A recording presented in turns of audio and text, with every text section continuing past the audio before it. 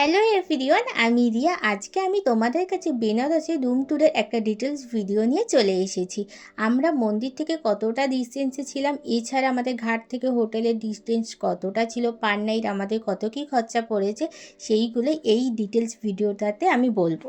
Train থেকে নামার পর স্টেশনে অনেক অটো ছিল, তো সেখান থেকে আমরা দুটো অটো বুক করে নিতেই আমাদের সবার হয়ে গেছে। তো এখান থেকে মাথা পিছু আমাদের 50 টাকা মতন অটো ভাড়া নিয়েছিল। তো আমাদের স্টেশন থেকে হোটেলে যেতে মোটামুটি ওই 30 মিনিট মতন সময় লেগেছিল, কারণ আমরা অনেকটাই কাছাকাছি ছিলাম মন্দিরে। আমরা যে সময়টায় বেনারসে ঘুরতে গিয়েছিলাম সেই সময়টা ছিল জানুয়ারি মাস। তো ওই সময় ওখানে রাস্তার কাজ হচ্ছিল, তার আগে থেকেই নাকি শুরু হয়েছিল। তো আমাদেরকে অটো অনেকটা আগেই নামিয়ে দিয়েছিল। তো সেখান থেকে 10 মিনিট থেকে 15 মিনিট হেঁটে আসতে হয়েছিল কাশী বিশ্বনাথ মন্দিরের 2 নম্বর গেটের কাছে।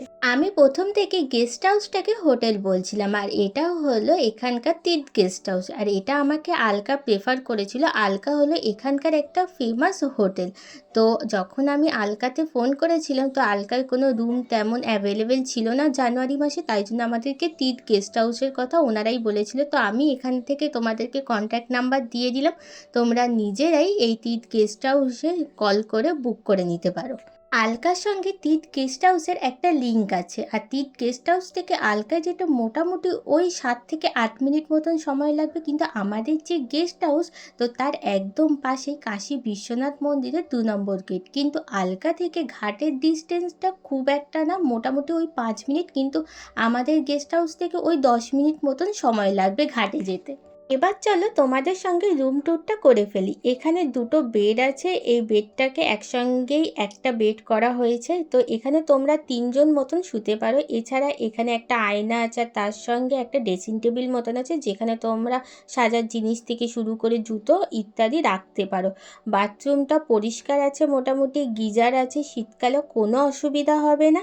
তাছাড়া এর মধ্যে বেসিন থেকে শুরু করে যা নিত্য প্রয়োজনীয় জিনিস সব কিছুই আছে। আর প্রত্যেকটা ঘর এক একটা নাম করে মেনশন করা আছে, যেমন মা লক্ষ্মী, বিষ্ণু, মা কালী, আরও অনেক কিছুই নাম দেওয়া আছে।